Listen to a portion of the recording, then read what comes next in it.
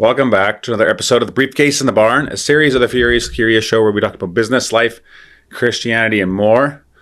I'd like to do a land acknowledgement. We are on the land of the Canadians. It's still a nation. No, this is Canada. Canada. Fought for by somebody's blood. Much blood was shed, probably. Even if it wasn't, it's still Canada. Like, this is the country. We don't have two countries. What are we talking about? Yeah. We don't have two Deep countries. trouble. It's pretty interesting. A lot of problems. It's causing a lot of problems. It's fascinating how virtue signaling can stay in style so long, and then all of a sudden it's like, gotta follow through. Oh crap! Someone starts believing it. Your cronies start believing it and start calling you on it. No, the people just start. People that are listening to it finally think, hey, if these people actually are, if they're being genuine, then this is what this means. Give it back. Give her back. Totally makes sense. So whatever. Yeah, that's right. What is justice, right? What is justice? Yeah. What is reconciliation? I think that's why Jesus. It's a big freedom session topic, eh? I think that's why Jesus taught turn the other cheek, because otherwise you have what the Palestinians and Israelis have. They're just fighting for 2,000 years. Like at some point, like you have to forgive, otherwise the fight. You have to let go. You have to be willing to be treated unfairly and to have injustice. All of us do. Yeah. In our personal life and probably as a society, which is quite challenging. Yeah. Which is not to say that it's right. Like it probably wasn't right how they took the country 300 years ago. I don't even know the history that well. I'm not qualified to comment in any way. Just like I'm not qualified to comment on most things. Fair enough. But I mean, big parts of like the U.S. were conquered too. Like, is Britain going to take it back now because they had it first? It doesn't work that way. Anyway, we got a comment about it from Tara M4264 on YouTube. And she says, I quote, "You're right about the can of worms. If we do land acknowledgements, we have to give the land back or we're lying and pandering. Then if we give the land back, Indigenous peoples must not have all the benefits that were under the original treaties for giving up the land in the first place to the European settlers, free healthcare, university, tax exemptions, so on. Let's all be treated equally." End of quote. End of quote. I don't know. In our house, we have a saying, life's not fair, get used to it. Okay, so we got some questions. But that's a secondary issue from this. It's like we can still acknowledge hurt and we can acknowledge wrongdoing. That's right. They're two totally. It's not black and white. Yeah, it's not black and white. Yeah. No.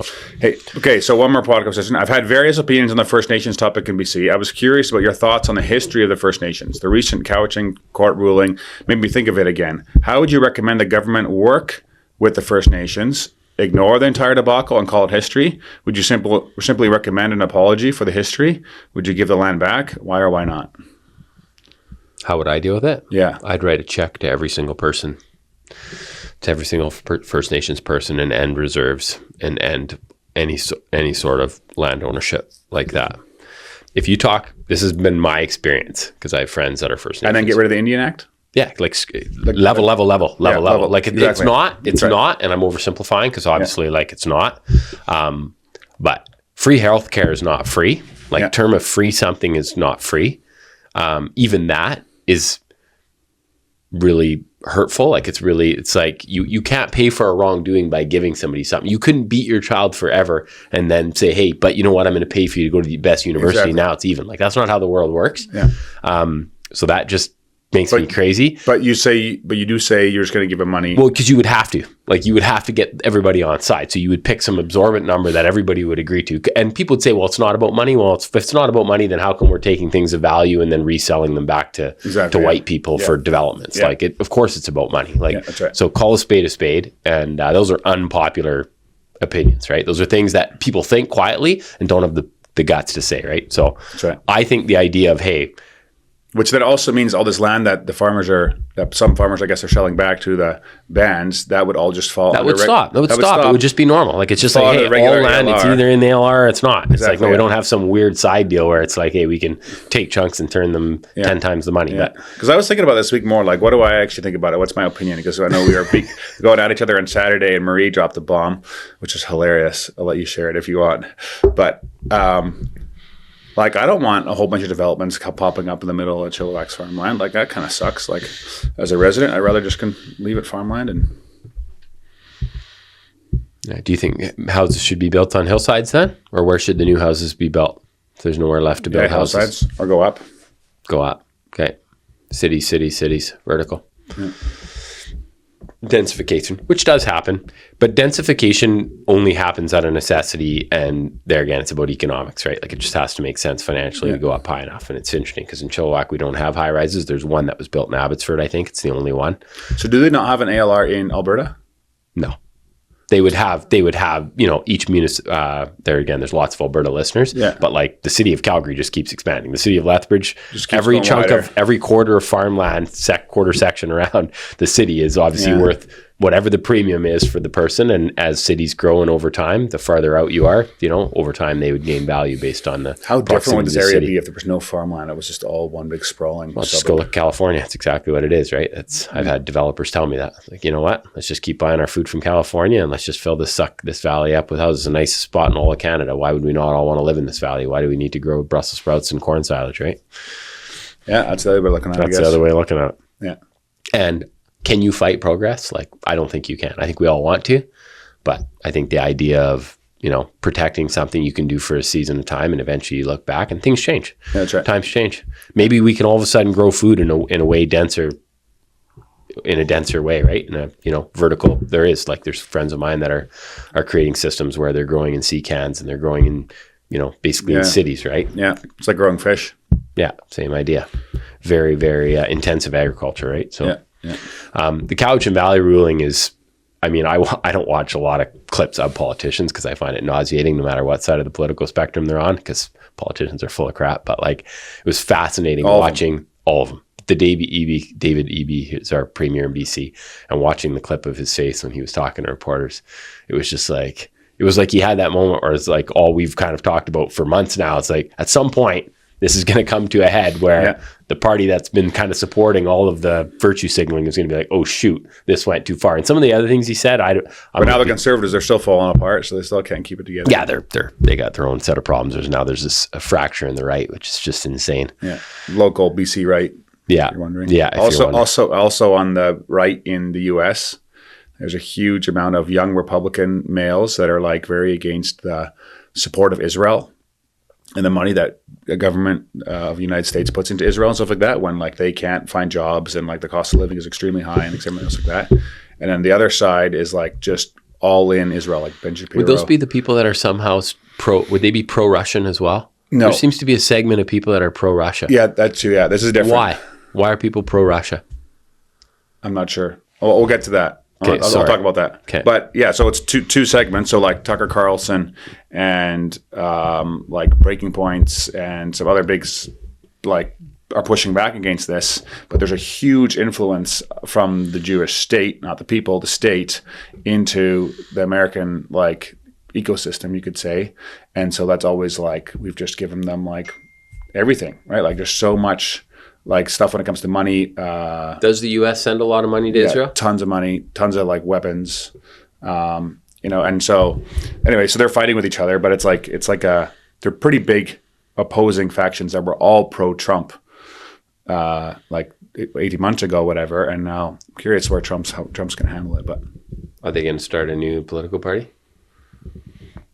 I don't know. I don't think it's that big yet, but it's going to like, yeah. It was interesting. In BC, there's the party. It's called One BC, if I'm not mistaken, right? Okay. Which would be the, for that's the break off of the Conservatives. That's the break off, right? Yeah, One BC. Okay, yeah, I think there's 3 MPs that are a part of it, and of course, people that are in the Conservative BC party would.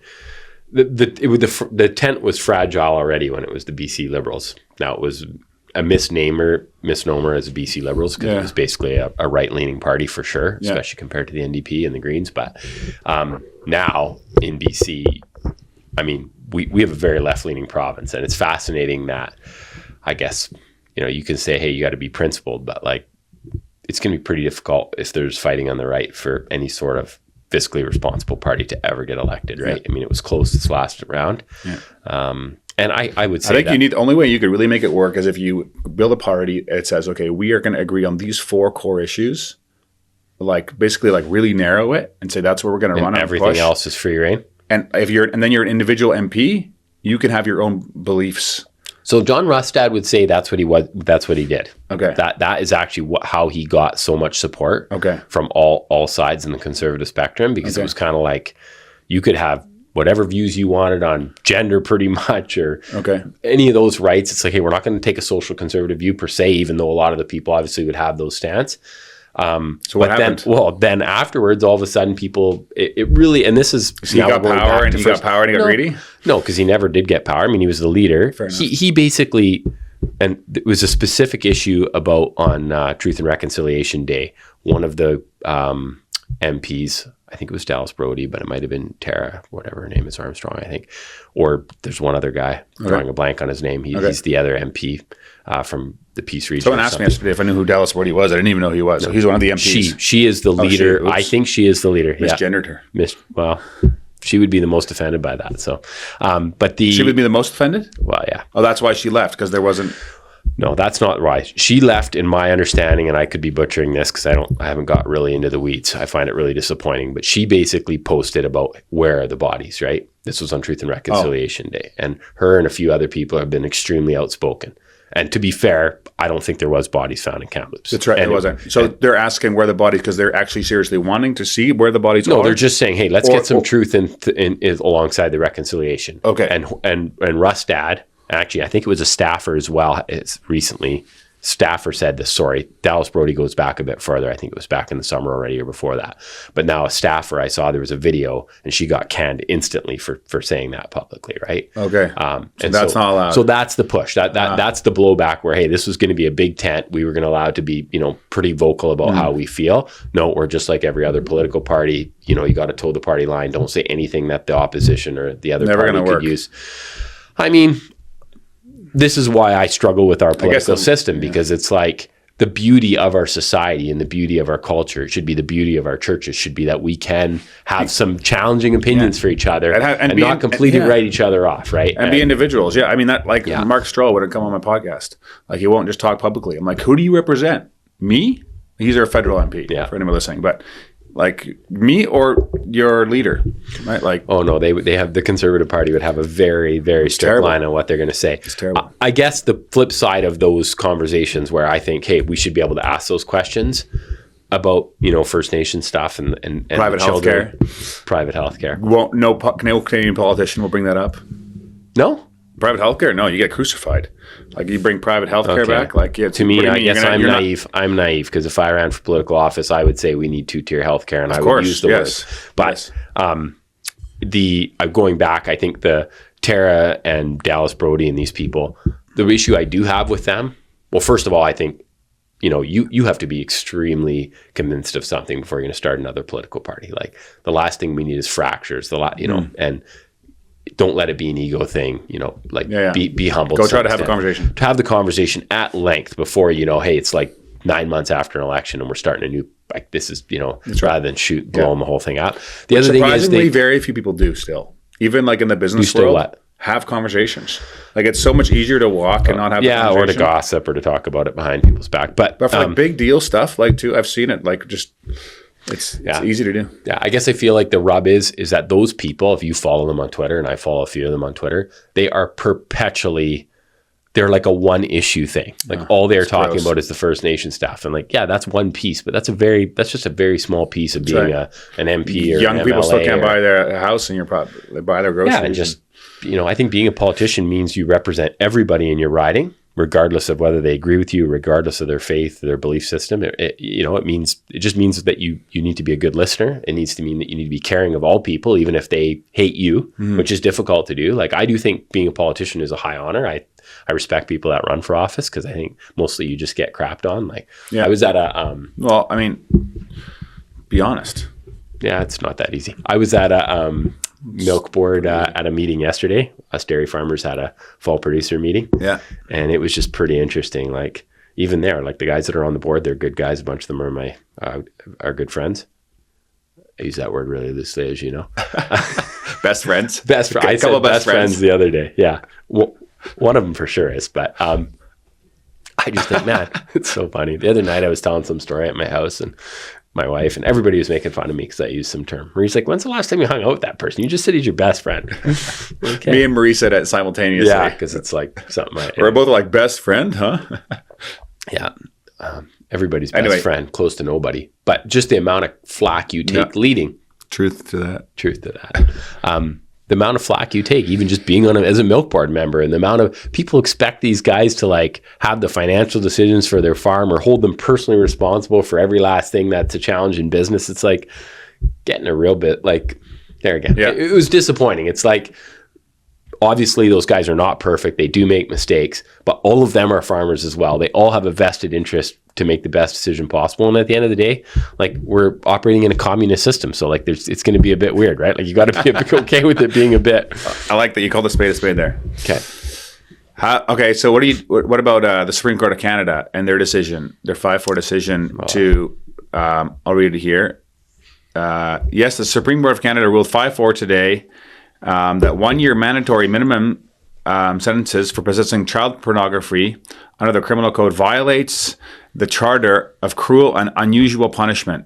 So if you get the mandatory 1 year charge for having child porn, that's cruel and unjust punishment, is what the Supreme Court of Canada decided.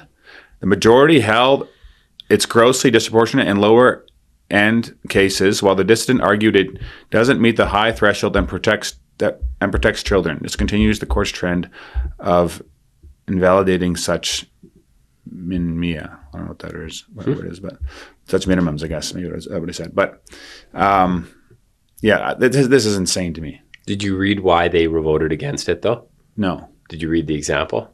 What was the example? I didn't read the example was, and I mean, I feel like our podcast is going to get censored now if we go into these weeds. But the example that they gave for shooting that down was an 18-year-old could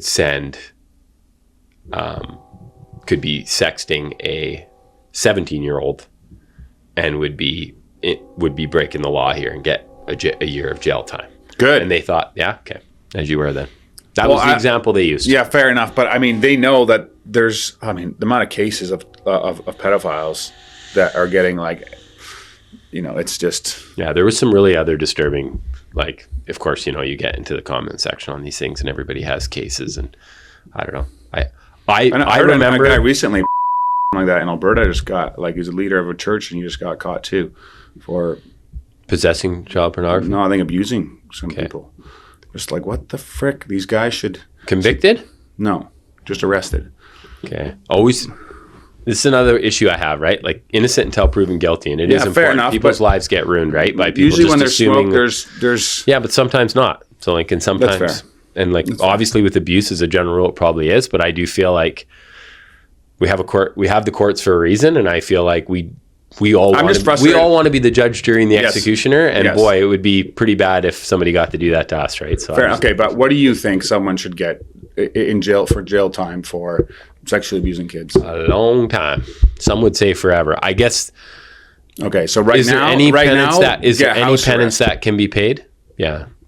No, I always say that. I know people. It's not about the penance. It's about justice. Like, we need justice. Yeah, there needs to be justice. And we need to protect other people, and we need to have a deterrent. Like, there's stats that they did in the United States on how severe a punishment was, the likelihood, or less severe it was, the likelihood it was being committed. And as the punishments have gone down, the crimes have gone up. Like, there's something to be said. Is that why there was eunuchs back in the day? No, that was a separate issue. Eh? Oh, they were weird. I wouldn't do that. No, I think people could be. Does it actually get rid of your desires, though? I heard it doesn't. I don't know, but you should castrate them too. That'd be a good idea. Yeah.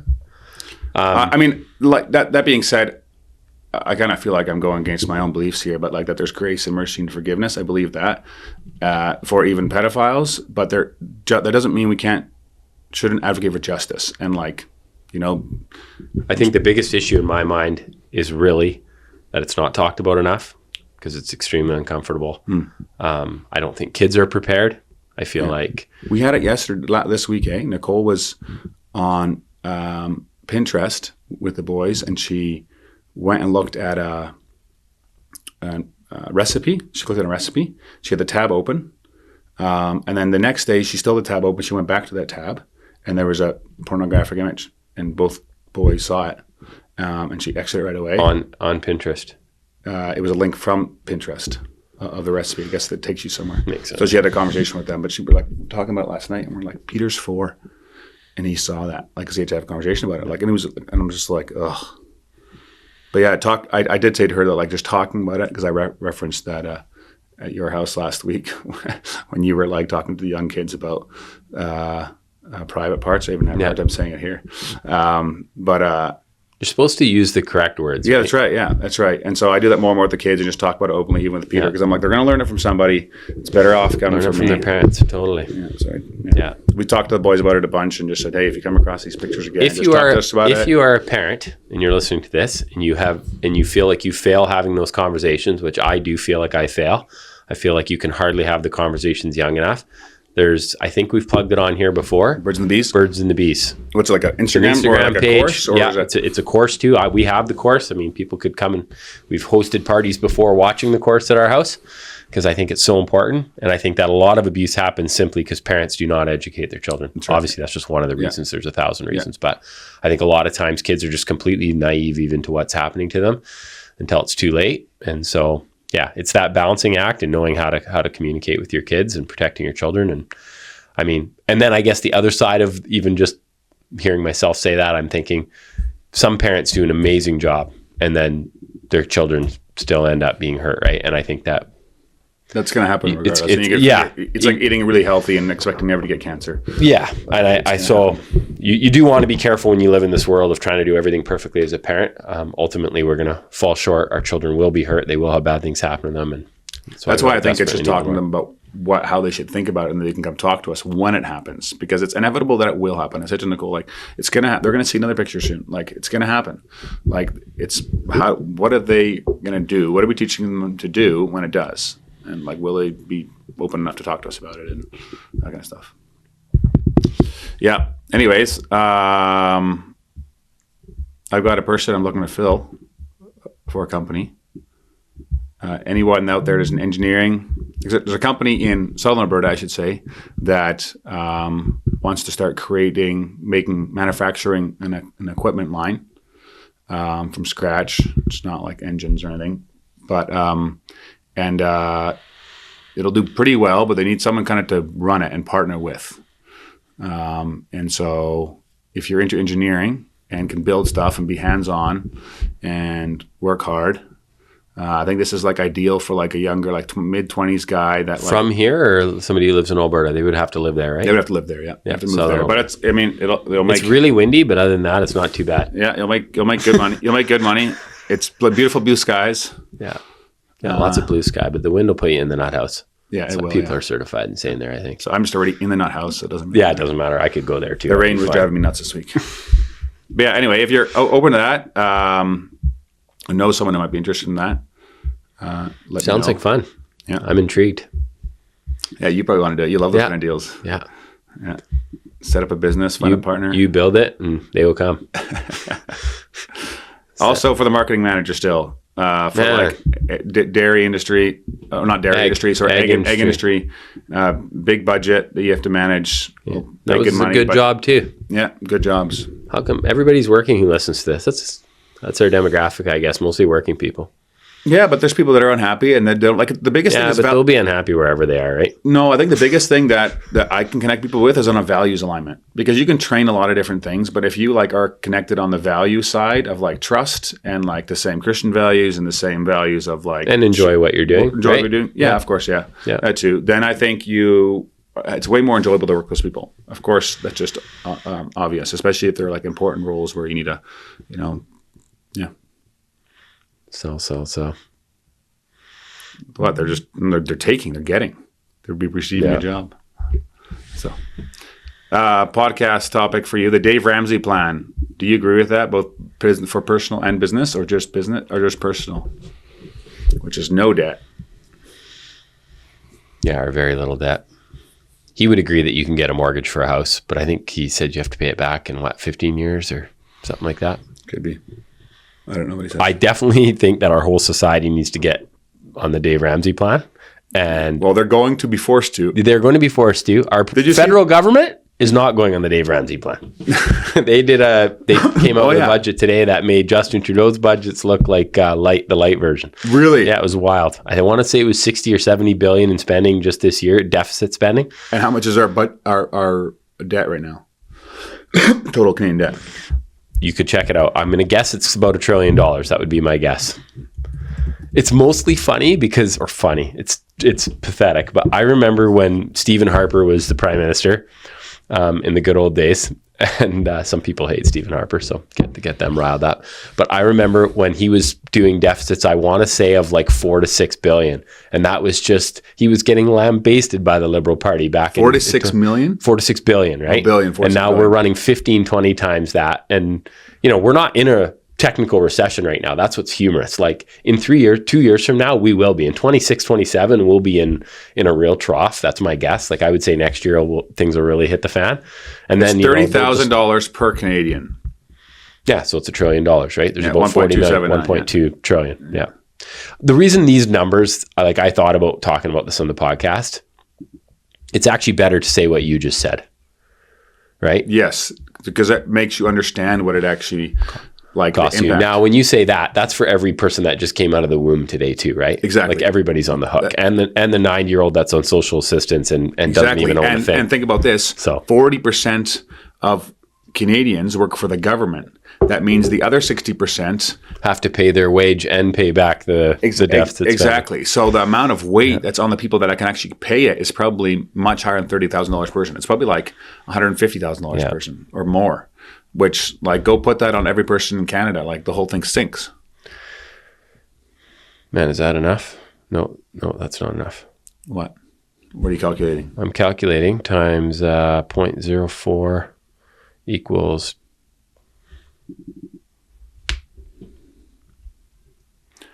We actually got another question about... No, we got to stick with this. What is it? 48 billion. Yeah, I read that right. That was today. There's 48 billion in interest costs. Per day. No, per year. 4.8 billion a year. The interesting part about that is, and this is why it doesn't matter who I'm dealing with. I've been on boards of nonprofits my own life. If your debt is not paying for itself and making money, it's bad debt. It's a disaster.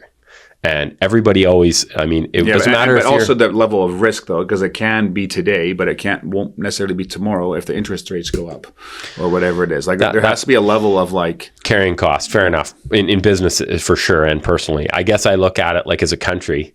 Even if I would consider myself a socialist, actually, in a lot of ways. But if you're a person that's very left, can you clarify that, please? Why I'm a socialist? Yeah. Because I just think I would look at a socialist as somebody that just thinks people should care for people and we should care for people's society. That's called a Christian. Okay, fair enough. Anyways, but I think I don't like the term of if you're a capitalist, you only care about the money, or it's we should care for people. Right. But once you get in a spot like we're in now with $48 billion in carrying costs on our debt, that's $48 billion. And I don't know, I should have done a bunch of math and this would be a really good podcast, but can you imagine the amount of healthcare or the amount of, education or the amount of positive things that you could do with 48 billion in our country? Instead, every time we borrow money, we are taking tomorrow's dollars and saying, hey, we need it so badly, we're going to piss it away today so we can have less tomorrow. And anyways, I'm a big Dave Ramsey guy. They're just saying, I want to get elected next time, and I'm going to spend as much money as I can. I don't even think it's that. I think it's just incapable of making really hard choices. Incapable that is very in the present moment, that's right? We're all guilty of that, and politicians are the worst. You know what the interesting thing is? The Bible says learn to do that at home first, and then you'll be able to do it out in the real world. Okay. We don't I think those basic things are being brilliant at the basics of being principled and having values and stuff like that. You got to teach it young and stick to it. Yeah. Because you can't, if you're not going to be principled in the small things, you're not going to be principled in the things. It is hard too. I'm sure a lot of people that are MPs now, maybe even our MP, Mark Strahl, probably in a lot of ways, their private life is pretty clean and they probably don't have, they probably run pretty prudent fiscal personal households. And once you get into any bureaucratic situation, obviously as you climb up the levels of government from municipal to federal, I would assume it gets harder and harder. It's such a monstrosity of a bunch of waste that it's hey, where do you even start? Yeah. We start with the CBC. Start by telling Start with the CBC. Start by just telling what you believe.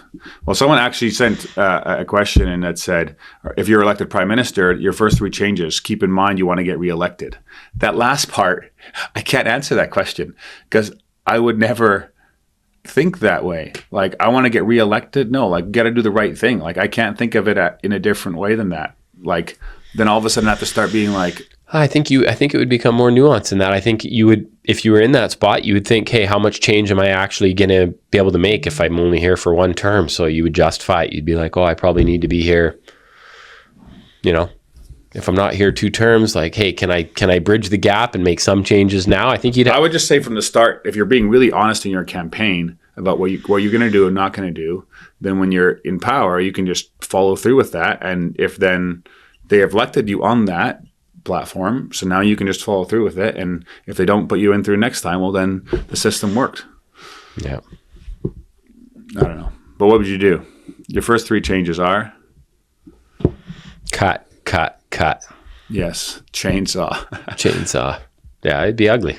It's going to need to be ugly at some point. And obviously the longer you wait, the worse it is going to be. Yeah. Privatize a lot. Get rid of red tape. Yeah, privatize. To some degree. I do feel like you want to get the government in control? No, but I just think there are certain things where, when you have private companies do them, there'll be a host of problems on the other side that, you're not thinking of at this moment. But fair enough. I'm not saying there's not going to be problems on the other side. Definitely privatize Canada Post. Canada Post is done and CBC is done. They're capped. Done. The mail will get delivered and some company will come along and get your letter to grandma over to her by snail mail if that's what needs to happen. Yeah. And get some real judges. Like, how is this the Supreme Court of Canada? Oh, man. It's hard not to, do you have it a little bit where you're with the news that you're just like, it's so crazy at what's happening in Canada or just in the world where you just stop listening and looking? And and I don't think that's a bad thing. I think that to some degree, there are people that, like Marie and I have talked about this. We have friends that are not I think even just getting off social media, if you just read the newspaper, let's say, and you did not watch anything. Get a lockbox. Well, so just literally, if you did not have any social media platform and you only read the newspaper as your source of kind of, so you're somewhat involved in current events, you'd be a way healthier and happier person. You would be, yeah. Every video and every post is curated to, create some type of, emotional response. And even that judge decision, obviously it's total BS and there's serious issues when things like child pornography are minimized in any way. Yeah. But I think the idea of it is like, hey, somebody is selling clicks and selling your information because you're following something, right? So I don't know. I struggle with the whole social media piece, even though I am on there. Yeah. What else you want to talk about? Oh man! Did you read the chapter? I did. We could talk about Gary, it. Did you read it or did you? I read it how I always read it. Okay, well, let's read it. Skimmed it. Was it? Okay. Yeah. Did I talk about? There's a lot. There's the budget today. We're recording on Tuesday. Private healthcare, it says in here. Sermon on prayer. That was a banger of a sermon from Jorge on Sunday. Yeah, it was good. That was so awesome on prayer. It was good. It was actually easier to pray on Monday. I mostly just thought people should listen to it. I thought it was. Yeah. I think it was very practical. Yeah. Central Community Church podcast, Chilliwack campus, if you're interested. We have a mailbag question. A listener called in and asked, how to parent adult children at home? They're too comfortable. They're in their 20s. And doesn't like it, but doesn't really want to kick them out, but thinks they should kick them out. Shit or get off the pot. You can't have both worlds. You can't enjoy your kids and then expect them not to be adults in your own home. It's funny. I always say, you look at yourself as a parent. Like if somebody's talking to me and asking my advice, be like, hey, what was your experience? Right? So you want your kids to have the character you have, but for some reason they shouldn't have any of the challenging things that happened in your life happen to them. Yeah. It's like, it's not, doesn't make sense. No. Right? So it's like playgrounds for a while. They got rid of all the dangerous things and they realized it wasn't good for the kids. It wasn't healthy. You got to have a few kids like mine that just take the spill and shatter both arms. Cass came off yesterday, by the way. Oh, totally off now? Because she was replacing them every 2 weeks, right? Because they stank so much. They stank and they were getting two because the arms kept getting smaller inside the cast. But yeah, my daughter had a shattered elbow and a shattered wrist. And so that was pretty exciting. Marie came back from Children's. But yeah, I mean, that, like, people were like, oh, you should. Yeah, people are just so negative about it. And I'm like, this is part of life.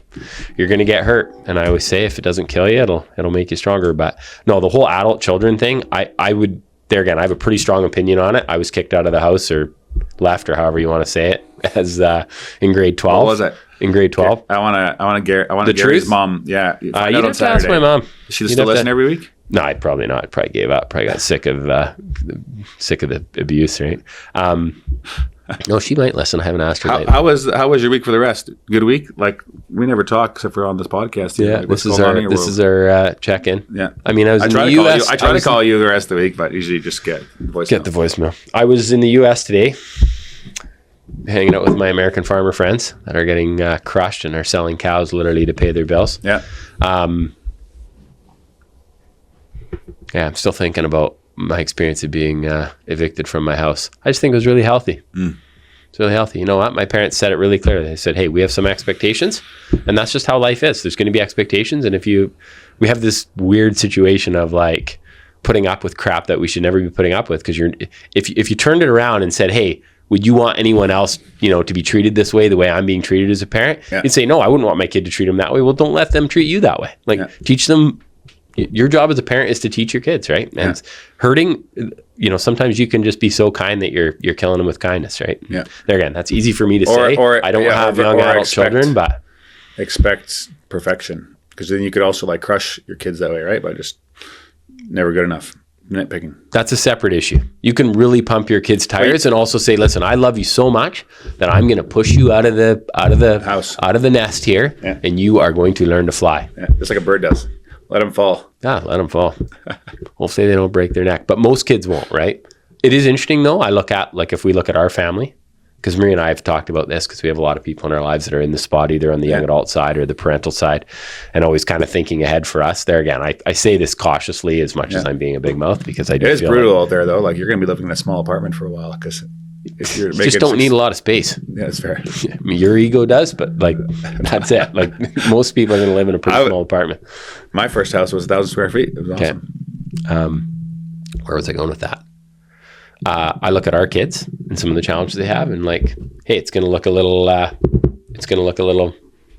Maybe they are going to live at home. Maybe just protect them, and with their challenges in life, we're going to say, hey, we're willing to put. We're not going to have the expectation, but if you had a healthy, well-rounded adult in most areas of their life and they're doing really well, I can assure you they're going to do that much better when they have learned freedom, independence, and responsibility. And it's so funny how you can have a conversation of what it means to be like, hey, are you grateful for everything that your mom and dad do? But boy, do you appreciate it. Do I appreciate my parents more now as I take on more, and as I change more diapers, and as I vacuum for the umpteenth time when the crap spilled? And you think, man, my parents did that for us over and over without any thanks from me anyways. Probably got thanks from some of the other kids, but I was an ungrateful little. Yeah. So anyways, I just think. I was thinking about this week. Malachi's 8 now. So I was 8 when I told my parents I was abused, and 9 when I went to the psych ward. And I'm like seeing this little kid now, like I was wild. Serious issues, man. Like there was more holes in the walls of my bedroom than there was like drywall left. Like I would light fires in my room, I'd pull doors off, run on the roof. I would chase. I don't even want to say some of the stuff. It was that hurting unit. It was not good. I'm like, man, I could not imagine as a parent having to. I always tell parents, like I've been in the hospital before in emergency, and I've been at outside of courtrooms and stuff, and as a young, for all kinds of reasons, and I'll see a parent with a kid or see them struggling with a kid, and I will share my story, right? Yeah, me too. To be like, I was in a jail cell, I was a hurting unit. You know what? You can have, if you pray for your kid, you can have hope. There's an amazing things that can happen. I mean, it's still pretty mixed up, but I mean, definitely a lot more well-rounded and grounded than I used to be. So that's right. Yeah, I was gracious. I was on a call with a guy earlier today, and I was just telling him, like, I felt like such a piece of shit, and then I was like, then I was also thinking, I was like, well, you know what? There has been progress. Like, you can grow. You can get to a better spot. Hard to stop believing those things from you and your kid, though. I think we're going to wrap her up, Kyle. I could add more things to the list, but how long have we been going? Do you have a bunch more, or do you want to go over the book chapter? It is a good book chapter. Okay, yeah, go ahead. How is freedom session going? I know I read it. Read it this morning. Where's my book? The chapter is it's 189. I'm struggling here. I'm not used to the new setup. We were going to have Matt Keane on the podcast. I was kind of actually I was wondering what that would look like. I thought it would just I think he bailed. Carnage. It was either the spirit made him sick because he shouldn't be on here, beacon off, or he's just a coward, right? Yeah, he got scared. He's definitely like me. He's way bolder. Not privately. Yeah, that is true. I will give you that. He and I are very similar. We'll give you that. I can't wait to have you guys chat with each other, because then I can just keep poking the bears. Low-hanging fruit. So we're working through Gentle and Lowly. We've been working on it for a long time because we took a hiatus in the summer, but the chapter is chapter 21. He loved us then, he'll love us now. It's a great chapter. It's based on Romans 5, chapter 5, verse 8. I don't know if you want to read all of that Romans piece. Romans 5, 6 to 11. For while we were still weak, at the right time, Christ died for the ungodly. For one will scarcely die for a righteous person, though perhaps for a good person one would dare even to die. But God shows his love for us, that while we were still sinners, Christ died for us. Since therefore we have now been justified by his blood, much more shall we be saved by him from the wrath of God.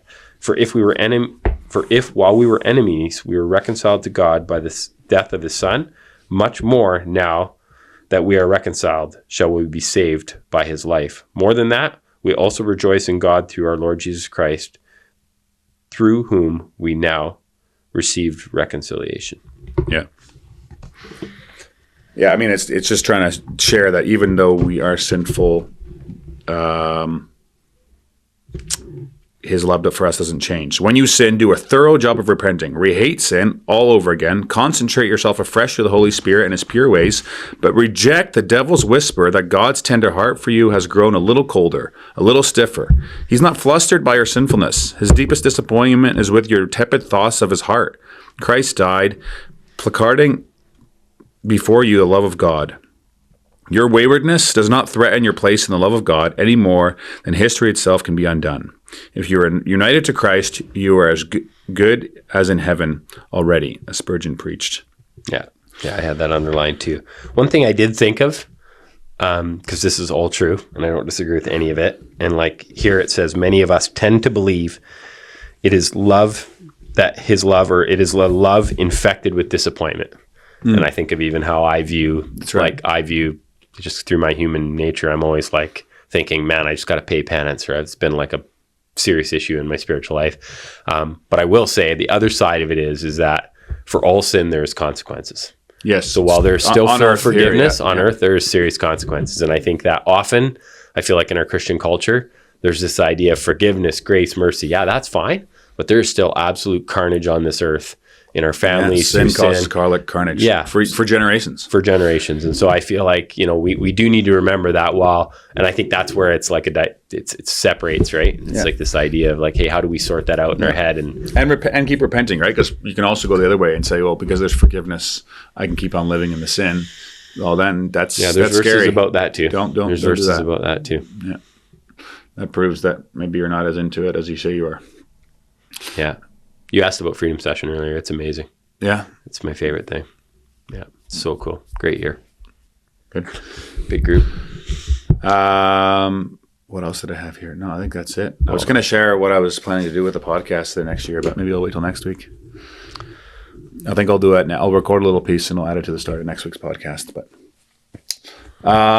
yeah, thanks for listening, guys. As always, send in your feedback. Love your questions. We want to hear those. I do want to do a live event. I actually want to get the feedback from the audience on the live event on what we should do, because I did it with Trey where I interviewed him for an hour, and then we did a Q&A for an hour. The Q&A was really the best part. So I was like, what if we just do Q&A? Do a short live recording. Short live recording? On what, though? What topic? Let the listeners, or do it. Yeah.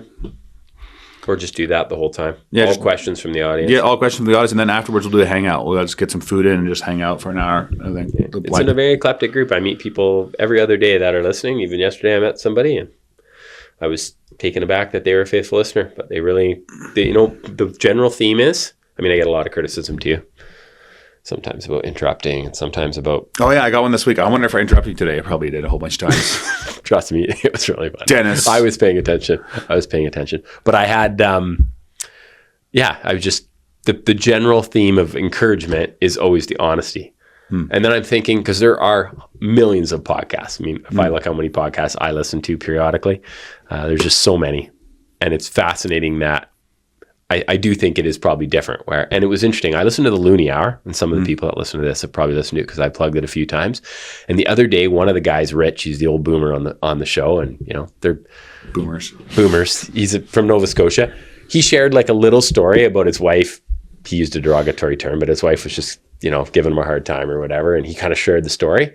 And as someone that records every week now for whatever 60 some weeks and is pretty much ready to wrap up his podcasting career, it was like, hey, that was an engaging moment. And I'm like, why? Because he's just being authentic. And I do think human beings, man, people just, nobody needs a phony presentation. It's everybody knows it's BS anyways. Okay, so on a scale of 1 to 10, how are you doing? How honest am I?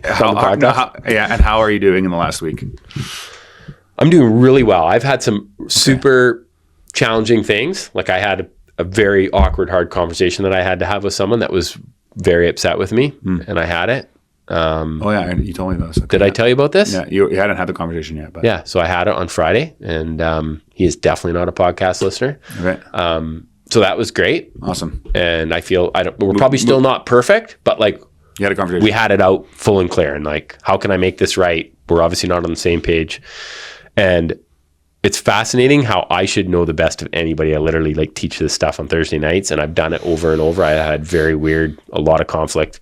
When you do many, many deals, you deal with thousands of people in a year, you're going to have conflict. It's fascinating that if you're married, you're going to have conflict. If you're going to marry, you're going to have, there again, and even that, actually, it's funny that you would say that. That's probably the hardest spot for me, to be honest, because I so much want to avoid conflict in my marriage. Yeah. So it's actually interesting that you make that up. Yeah. Yeah. And just think, man, do I want to risk having this just go really poorly?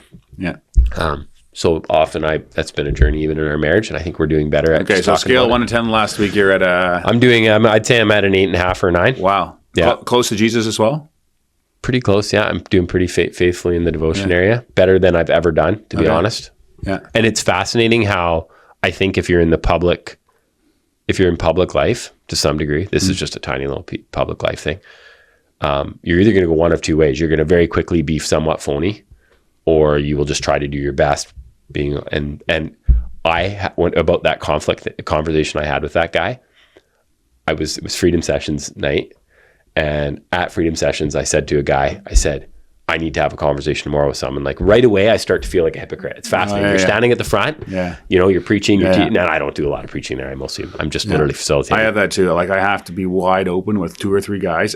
Or you're getting in trouble because all of a sudden the devil will use it, and he'll use it in anybody's life, not just in our life. Like, or not to let it grow. Like it's not like you're not perfect. You're perfect either. It's like to not let it grow. Share it with somebody. Share it with somebody and say, hey, do I need to do something different than I'm doing now? Do I need to be making a change? And I do find a lot of times it's like the part that I do struggle with is where people just don't like me, and there's lots of people that don't, and then it's like, oh, it makes me really uncomfortable, right? Want to be liked. Like, I'm okay with it. Good for you. I'm not sure I want to get there one day, but I'll think about it. I'm like, well, there's nothing I can do. Like, it's like, there's nothing. No, it's on them, right? And bitterness and resentment and judging and all the negative things that people do, like, especially bitterness. Like, I've spent a lot of my life in my early 20s being, angry towards people that had hurt me in some way or mistreated me. And then it's like literally bitterness is drinking poison, expecting the other person to die. Easy to do. And a lot of people, it is easy to do. 8.5. Okay. And honesty, scale 1 to 10 on the podcast? Oh, on the podcast, I'd say about a 4.5. Out of 10? Yeah. Oh, wow. Yeah. So I got a long ways to go. Okay. Mostly because like on Sunday night or Saturday night, we went out for dinner with some of our best friends. And, they quit listening on the podcast where you asked the question, like, about sex life or whatever. And the guy, like, he just quit listening right there. Oh, because I wasn't being honest. Oh, he's like, the Gary I know would have said like, hey, as much as you can get, or whatever, like something. Interesting. Yeah. So that's interesting. So your true friends know who you are, and my true friends do not listen to my podcast. That was the most because I'm not being honest. Yeah. Right. Interesting. I would say I'm at probably an 8 on honesty.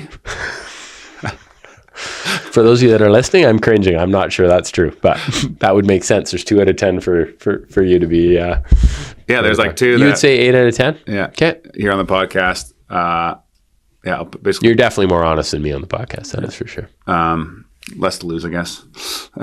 Once you're at the bottom. No, I don't think so. No, I think that to some extent, there's probably in some areas you're probably correct, where it's just like, hey, who cares what people think?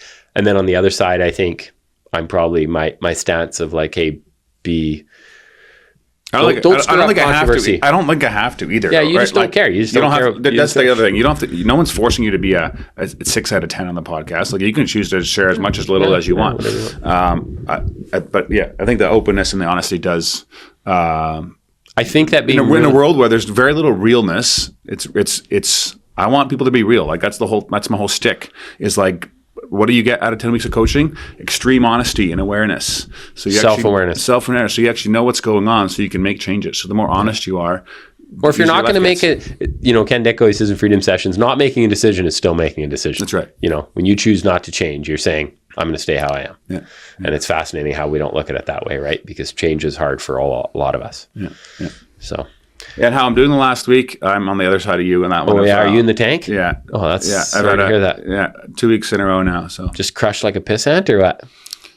Yeah, this is the 2. Okay, we're gonna leave it in the 2 count. No, that's fair. I'm always scared to ask you about the truth, right? It's like you just never know what's coming up. Cut, we're at the back. And the last week's podcast was no video, so is the light on? Yeah, you're on the other side. We switched sides. I don't feel like I've looked at the camera one time. Doesn't matter. Most people listen. Hopefully, over half the people listen. Well, right now on the website, I'll talk about it more next week, but there's a donate button that I added if you want to support the show. So to get more shows and to increase the production quality and just do a better job, if you want to do that. I mean, a lot of people have asked me or just send me e-transfers and stuff like that. So there's an easy way to do that now. And I really thought a lot about like doing more paid content, but I don't think I want to go that route. I think I just keep everything free and just out in the open. And if people want to support it, they can. Start a nonprofit. I was thinking of starting a charity as well. I'm sure you've thought about a lot of things to start. What kind of charity would you start? Like just I'm the charity. Oh, that makes more sense. That makes more sense. Donate to Gary's. Okay, thanks for listening, guys. Have a great week. Take care.